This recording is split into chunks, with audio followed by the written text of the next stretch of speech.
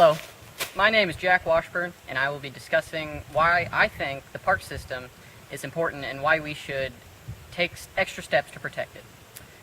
This park that I'm in here today is Hoosier National Forest. It is one of the many parks in Indiana. Now I have three main points to back up my first statement of why I think the parks are important. First off is entertainment, pure and simple. Second is ecosystem services, or what the ecosystem does for us for free. And lastly, revenue, what the government or states earn from the park system. Of course, there are negatives to having the park system, and I'll discuss that later. But I think the positives well outweigh the negatives in the case of the park system, and we should strive to protect them and not take away from them.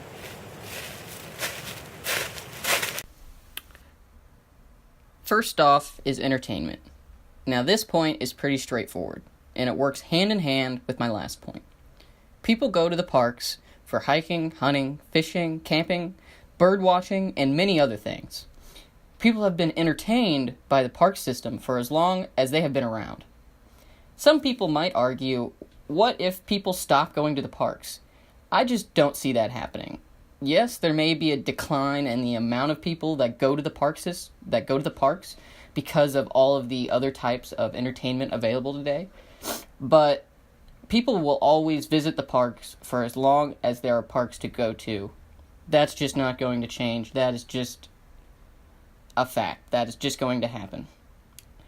Some might argue that the park system is losing its entertainment value because of the loss of some wildlife and the change of some of the land, and the mess that the people have left behind. I think the entertainment value is still there. It's just changed from the untouched beauty of the past to what it looks like today. It may be a bit harder to find the untouched beauty, but trust me, it's out there. You just have to go off the beaten path a little bit and find that hidden gem. And there are still sport hunters and sport fishermen that use the parks for their entertainment value, and they will always go to the parks. This leads us to a major opposing part. Are people ruining the parks by visiting them and trashing them? You can make cases for both sides. Wherever people go, they're going to leave a mess. So as long as there are parks, people are going to leave a mess in the parks. So I look at it more as it's better to have the parks than take the parks, because people are going to leave the mess wherever they are.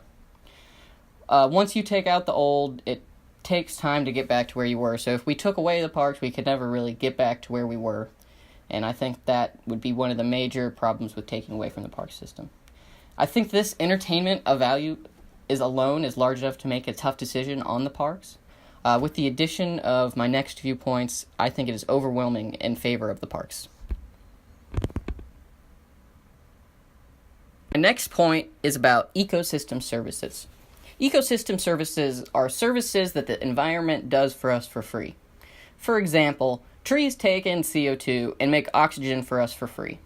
Another example would be the deep ocean. It holds a lot of extra carbon for us that we could not hold without the deep ocean. When you add up all the ecosystem services, it totals up in the trillions.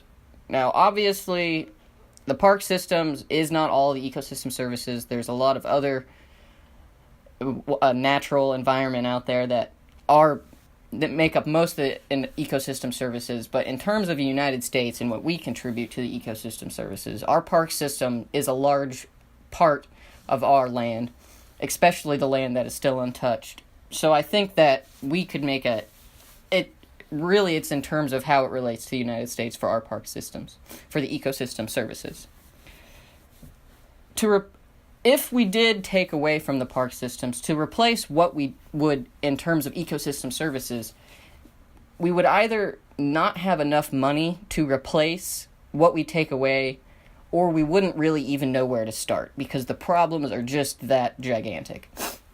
For example, I know this is on the extreme side, but back with the trees. If we took a lot of trees out, theoretically, we would have to reproduce some of the CO2 to oxygen transmission there, if on the extreme case. But the problem is we can make oxygen, we can make that process, but it just costs so much money. It's not feasible if we took out so many trees, too many trees. Another example would be with the deep ocean with the carbon.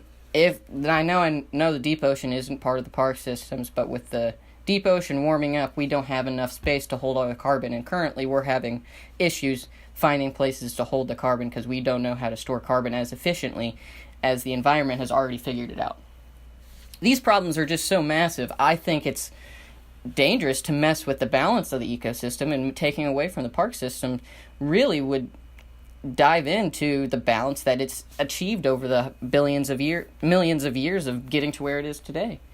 My statement is pretty simple. If we take away from the natural ecosystem, if we take away from the park systems, we cannot replace it for the price that we already got it at, which, remind you, we've gotten all of the park system and all the ecosystem services completely for free. We just need to maintain them, which, that's a whole nother issue.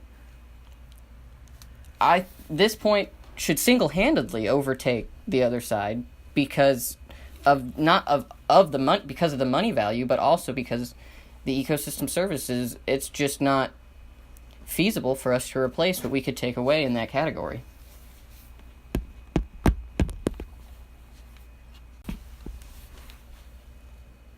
My last point is about revenue that the state and national government make off of the park system. The national park system generated $32 billion for the national economy in 2015. Now, this may not be that much money in the bigger scheme of all of things because the U.S. is in trillions of dollars of debt, but it is an extremely nice little addition to the pot if we're trying to pay off some other things. It's a nice addition. Any way you look at it, $32 billion is nice.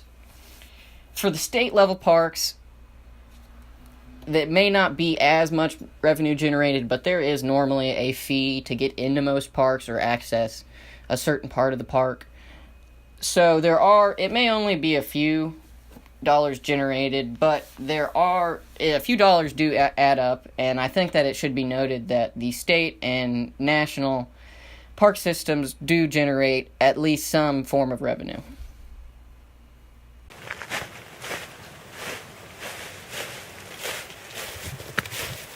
Okay, so let's put it into perspective. The park system serves as a form of entertainment for everyone. It is a provider of ecosystem services, and it generates some revenue for the state and national government. Looking at it from the other side, you have land that is locked up, small revenue compared to what you could be generating from the land, and precious materials that are unable to be touched because you can't mess with the land. Yes, there's an argument for the other side, but I think the 3 points I have made should beat any argument that is out there for taking away from the park system. Those points being about the entertainment that the park brings to everyone, the ecosystem services that the parks gives to us for free, and the revenue that is generated for the state and local government. These are the reasons why I think the park system are a vital resource, and we should strive to protect them and not demolish them. Thanks for watching, and go explore the park system. I think I'm going to enjoy myself today.